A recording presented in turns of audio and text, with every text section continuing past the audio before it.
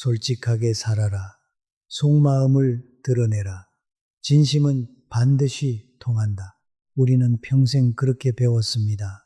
부모님이 그렇게 가르치셨고 학교에서 그렇게 들었고 저 역시 90에 가까이를 그 믿음으로 살아왔습니다.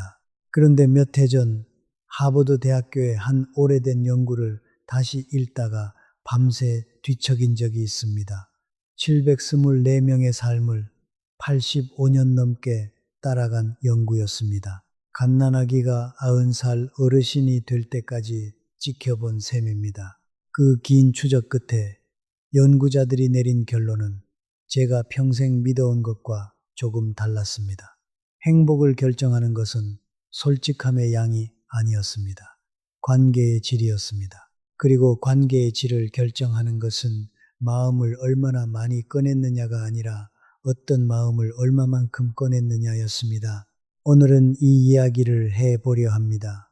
솔직함이라는 이름 아래 우리가 놓쳐온 것 하나를 함께 보겠습니다. 그리고 마지막에 말의 무게를 지키는 아주 작은 연습 하나를 드리겠습니다.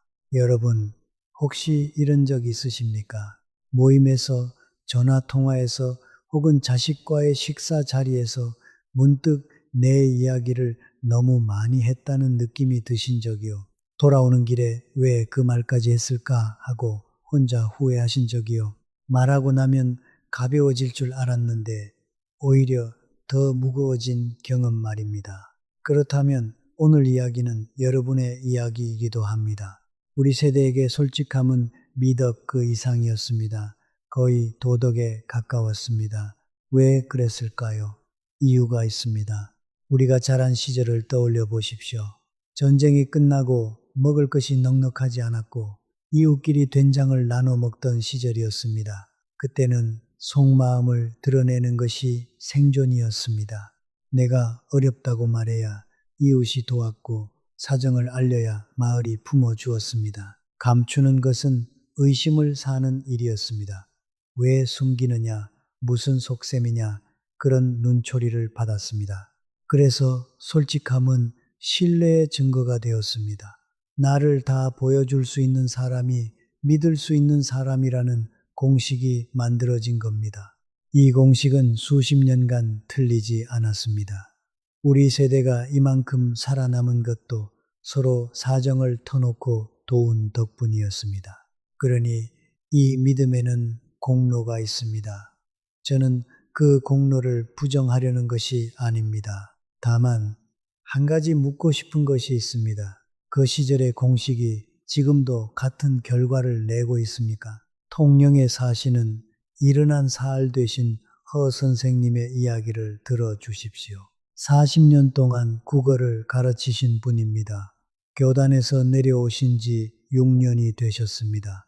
매일 아침 5시에 일어나 오래된 수첩에 한 줄씩 쓰시는 습관이 있습니다. 수첩 표지가 닳아서 테이프로 붙여 놓으셨습니다.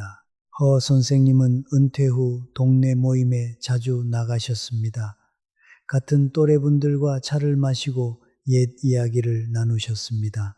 그리고 어느 날부터 모임에서 돌아오시면 기분이 좋지 않은 날이 늘었다고 하셨습니다. 왜 그러셨을까요? 허 선생님은 모임에서 늘 솔직하셨습니다. 아들이 연락을 잘 안 한다는 이야기, 무릎이 시려서 계단 오르기가 힘들다는 이야기, 연금이 생각보다 빠듯하다는 이야기를 거리낌 없이 하셨습니다. 교직에 계실 때는 그런 이야기가 대화의 자연스러운 일부였습니다. 동료들이 서로 사정을 알았고 그 위에서 도움이 오갔습니다. 그런데 은퇴 후 모임은 달랐습니다. 허 선생님이 사정을 말씀하시면 사람들은 고개를 끄덕였습니다. 그런데 다음 만남에서 미묘하게 달라진 것이 있었습니다. 대화의 무게추가 기울어진 겁니다. 허 선생님의 의견에 예전만큼 귀를 기울이지 않았습니다. 결정을 내릴 때 허 선생님은 자연스럽게 의견을 묻지 않는 쪽으로 밀려나셨습니다. 한 번은 모임에서 나오시는 길에 뒤에서 누군가가 이렇게 말하는 것을 들으셨답니다. 허 선생은 요즘 좀 기운이 없어 보여 40년 동안 교단에 서신 분입니다. 학생들 앞에서 한 번도 흔들린 적 없는 분입니다. 그날 밤 허 선생님은 수첩에 이렇게 쓰셨습니다. 내가 너무 많이 보여주었나 보다. 이 한 줄이 오래 남았습니다. 허 선생님의 잘못이 아닙니다. 평생 배워온 대로 하신 것뿐입니다. 그런데 시대가 바뀌었고 관계의 구조가 바뀌었습니다. 믿음만 그대로입니다. 여기서 우리가 놓쳐온 것이 있습니다. 솔직함과 품격은 같은 방향이 아닐 수 있다는 사실입니다. 2022년 한국화법학회에서 발표된 한 연구가 있습니다. 자기 노출, 그러니까 자신의 속마음과 사정을 상대에게 드러내는 행위에 관한 연구였습니다. 연구의 핵심은 이것이었습니다. 자기 노출은 호혜성 위에서만 작동한다는 것입니다. 쉽게 말씀드리겠습니다. 제가 마음을 열면 상대도 비슷한 깊이로 마음을 열어야 균형이 맞습니다. 그런데 한쪽만 깊은 이야기를 하고 다른 쪽은 가벼운 이야기만 하면 그 관계는 기울어집니다. 기울어진 관계에서 더 많이 드러낸 쪽은 자기도 모르게 아래쪽에 놓이게 됩니다. 여러분, 이것이 잔인한 이야기처럼 들리실 수 있습니다. 저도 처음 읽었을 때 그랬습니다. 하지만 가만히 생각해 보면 우리는 이미 알고 있었습니다. 모임에서 사정 이야기를 많이 하는 분과 늘 조용히 듣기만 하는 분이 계실 때 사람들이 더 궁금해하는 쪽은 어디였습니까? 더 무게감을 느끼는 쪽은 어디였습니까? 조용한 쪽이었습니다. 이것은 그분이 대단해서가 아닙니다. 설명하지 않은 여백 속에 해석할 공간이 남아있기 때문입니다. 여수에 사시는 74 되신 채 여사님의 이야기를 잠깐 들어주십시오. 채 여사님은 시장 근처에서 30년 넘게 분식집을 하신 분입니다. 손님들과 이야기 나누는 것이 일상이셨습니다. 가게를 접으신 뒤에도 그 습관이 남았습니다. 아파트 경로당에서, 동네 미용실에서 채 여사님은 늘 이야기를 하셨습니다. 아들이 사업이 안 돼서 걱정이라는 이야기, 며느리가 명절에 안 온다는 이야기, 허리가 아파서 잠을 못 잔다는 이야기를요. 채 여사님 말씀이 거짓이었느냐 하면 전혀 아닙니다. 전부 사실이었습니다. 그리고 채 여사님은 위로를 받고 싶으셨던 겁니다. 그런데 어느 해부턴가 경로당에서 채 여사님이 오시면 분위기가 달라졌습니다. 아, 또 그 이야기겠거니 하는 표정이 보이기 시작했습니다. 나중에는 채 여사님이 오시기 전에 자리를 뜨는 분도 생겼습니다. 채 여사님은 이렇게 말씀하셨습니다. 나는 속을 다 보여줬는데 사람들이 하나둘 떠나더라. 그 말씀 속에 답이 있었습니다. 속을 다 보여주셨기 때문입니다. 잔인한 말이 아닙니다. 채 여사님이 잘못하신 것도 아닙니다. 다만 관계에는 무게의 법칙이 있습니다. 사람은 본능적으로 에너지의 방향을 감지합니다. 만나고 돌아온 뒤에 마음이 가벼워지는 사람 곁에는 다시 가고 싶어지고 무거워지는 사람 곁에서는 발걸음이 느려집니다. 이것은 도덕의 문제가 아닙니다. 채 여사님이 좋은 분이냐 아니냐와 관계없는 관계의 물리 법칙입니다. 이제 시간을 조금 거슬러 올라가 보겠습니다. 200년 전 전라도 강진이라는 곳에 한 학자가 유배를 가 있었습니다. 정약용 선생입니다. 당시 나이 40이었습니다. 벼슬을 잃고 이름을 잃고 가족과 떨어져 남쪽 끝 외딴 방에 혼자 앉아 계셨습니다. 그분이 경기도 마제에 있는 두 아들에게 편지를 쓰셨습니다. 220통이 넘는 편지였습니다. 18년 유배 생활 동안 편지가 아버지 노릇의 전부였습니다. 그 편지 속에 이런 구절이 있습니다. 말을 삼가라. 남의 허물을 말하지 말고 네 사정을 함부로 드러내지 마라. 유배지에서 모든 것을 잃은 사람의 말입니다. 억울하지 않으셨겠습니까? 분하지 않으셨겠습니까? 그런데 정약용 선생은 아들에게 억울함을 토로하라고 가르치지 않으셨습니다. 말을 아끼라고 하셨습니다. 왜 그러셨을까요? 저는 이렇게 이해합니다. 정약용 선생은 아셨던 겁니다. 말이 밖으로 나간 순간 그 말의 주인은 더 이상 나 자신이 아니라는 것을요. 들은 사람이 해석하고 옮기고 덧붙입니다. 그리고 돌아왔을 때 그 말은 처음과 전혀 다른 모양이 되어 있습니다. 2000년 전 로마에서도 같은 말을 한 사람이 있습니다. 세네카라는 철학자입니다. 이분은 로마 황제의 스승이었다가 황제에게 버림받고 쫓겨난 사람입니다. 정약용 선생과 닮은 구석이 있습니다. 높은 곳에서 낮은 곳으로 떨어진 사람입니다. 세네카는 이렇게 말했습니다. 우리가 말에 쓰는 시간의 절반만 침묵에 쓴다면 후회는 반으로 줄어들 것이다. 동서양이 같은 말을 했습니다. 2000년의 시간을 사이에 두고 강진과 로마에서 같은 결론에 이른 겁니다. 그렇다면 그것은 진리에 가깝습니다. 여기서 오해가 없으셔야 합니다. 저는 침묵하라고 말씀드리는 것이 아닙니다. 거짓말을 하라는 것은 더더욱 아닙니다. 말을 줄이는 것과 거짓을 말하는 것은 전혀 다른 일입니다. 밥을 적게 먹는 것과 굶는 것이 다르듯이 말을 아끼는 것과 마음을 닫는 것은 전혀 다릅니다. 말을 아끼는 것은 선택입니다. 내가 무엇을 누구에게 얼마만큼 보여줄 것인지를 내가 고르는 일입니다. 그리고 그 선택이 모이면 그것이 품격이 됩니다. 여기까지 우리는 두 개의 문을 지나왔습니다.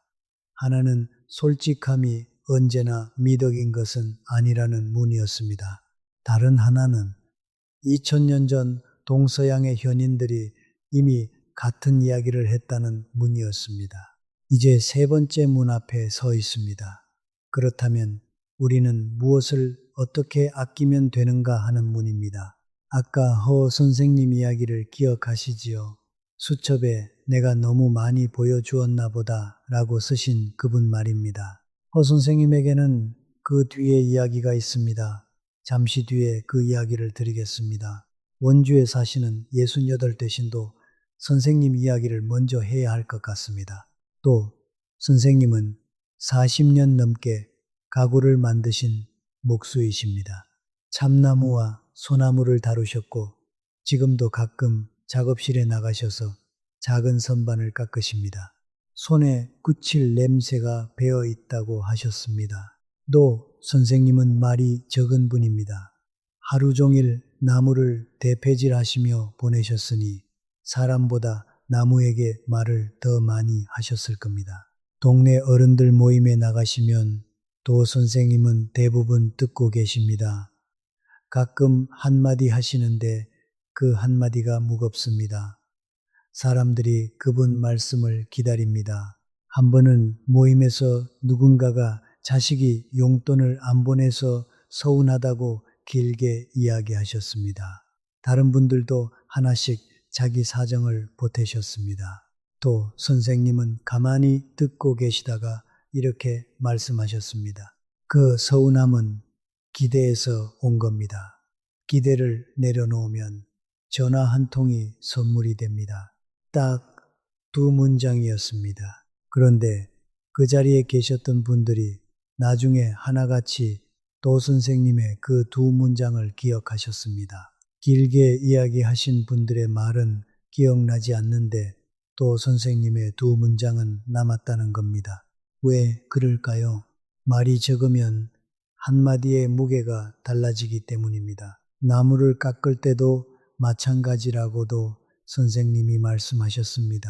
대패질을 많이 하면 나무가 얇아집니다. 적게 해야 결이 살아 있습니다. 말도 그렇습니다. 여러분, 이렇게 생각해 보시면 어떨까요? 우리가 하루에 하는 말을 세어 보신 적 있으십니까? 세어 보실 필요는 없습니다. 다만 한 가지만 떠올려 보십시오. 오늘 하루 동안 하지 않아도 될 말을 몇 번이나 하셨습니까? 그 말들이 여러분의 마음을 가볍게 해주었습니까? 아니면 돌아오는 길에 왜 그 말까지 했을까 하는 생각이 드셨습니까? 후자라면 우리는 같은 편입니다. 저도 평생 그래 왔으니까요. 이제 허 선생님의 뒷이야기를 드리겠습니다. 수첩에 한 줄을 쓰신 뒤 허 선생님은 한 가지 실험을 시작하셨습니다.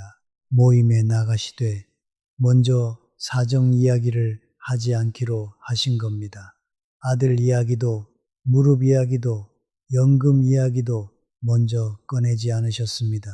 대신 묻기 시작하셨습니다. 요즘 어떠십니까? 손주는 잘 크고 있습니까? 그러셨습니다. 처음에는 어색하셨다고 합니다. 입이 근질거렸다고 하셨습니다. 하고 싶은 말을 삼키는 것이 이렇게 힘든 일인 줄 몰랐다고요. 그런데 두어 달이 지나자 변화가 생겼습니다. 사람들이 허 선생님에게 먼저 물어보기 시작한 겁니다. 요즘 어떠세요? 허 선생님은 괜찮으세요? 하고요.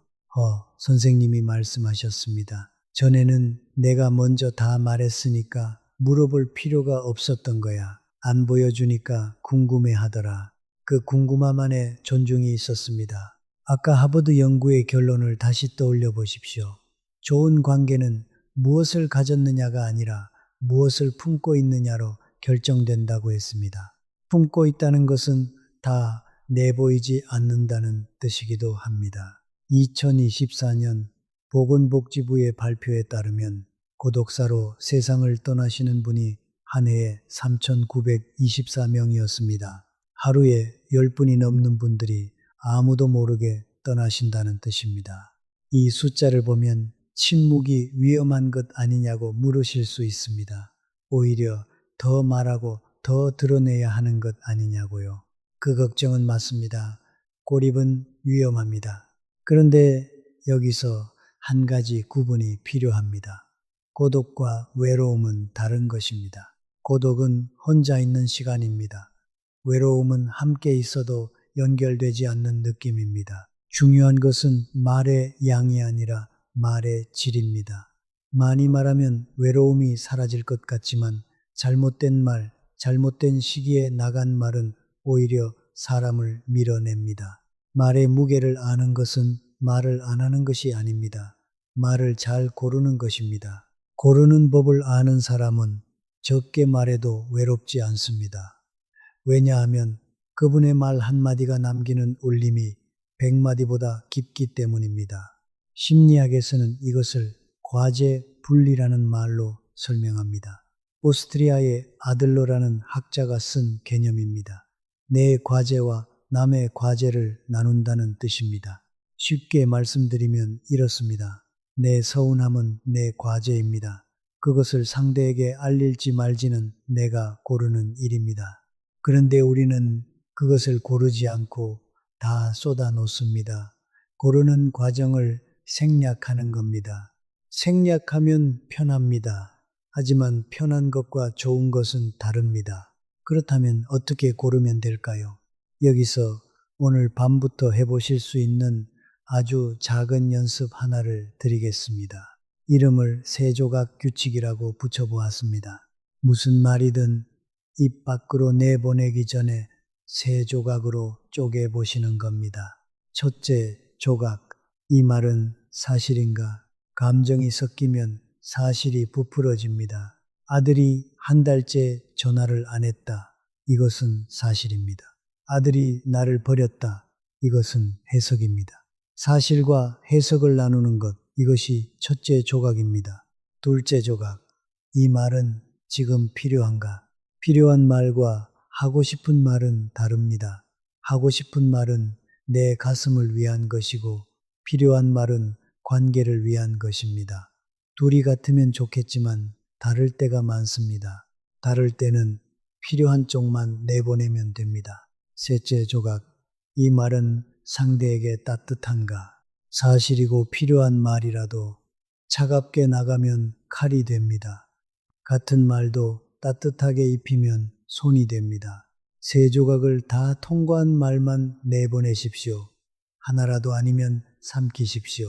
다 하기 어려우시면 첫째 조각 하나만이라도 해보십시오. 이것은 사실인가? 이것만 물어보셔도 많은 것이 달라집니다. 사흘만 해보십시오. 당장 마음이 바뀌지는 않으실 겁니다. 하지만 입 밖으로 나가는 말이 줄어들면 돌아오는 길에 후회하는 횟수도 줄어듭니다. 그리고 한 가지 더.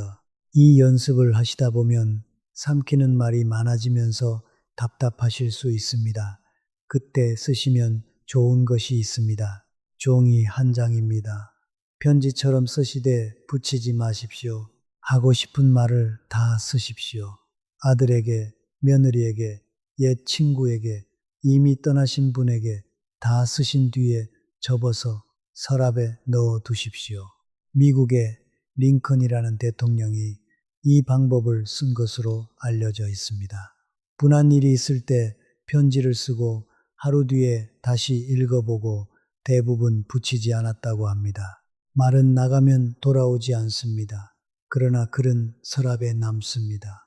나가지 않은 말은 내 손 안에 있습니다. 오늘 잠자리에 드시기 전에 종이 한 장을 꺼내 보십시오. 이 닦으신 뒤에 불 끄시기 전에 딱 3줄만 쓰시면 됩니다. 오늘 삼킨 말이 있다면 그 말을 종이 위에 놓아 주십시오. 종이는 듣고도 옮기지 않습니다. 이제 오늘 이야기를 조용히 되짚어 보겠습니다.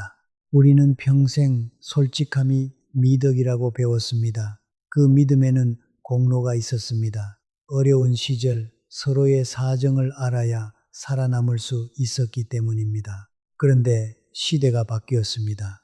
관계의 구조가 바뀌었습니다.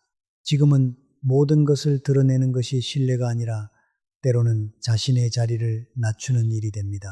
허 선생님은 수첩에 한 줄을 쓰시고 말을 줄이기 시작하셨습니다. 그러자 사람들이 먼저 물어보기 시작했습니다. 궁금함 안에 존중이 돌아왔습니다. 최 여사님은 속을 다 보여주셨는데 사람들이 떠났다고 하셨습니다. 마음이 나빠서가 아니었습니다. 관계의 무게가 기울어진 것이었습니다. 또 선생님은 하루 종일 나무를 깎으시며 말의 결도 나무의 결처럼 아껴야 한다는 것을 아신 분이었습니다. 두 문장이 모임 전체의 긴 이야기보다 오래 남았습니다.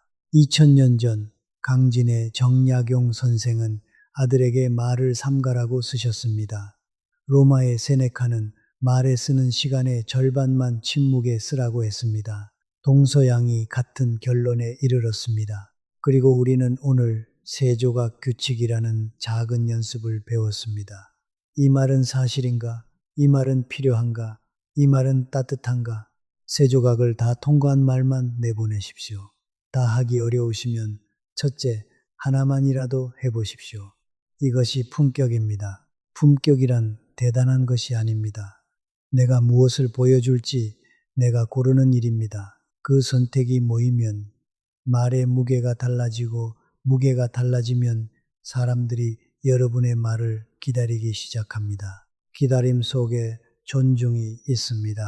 아까 하버드 연구의 결론을 처음에 말씀드렸습니다.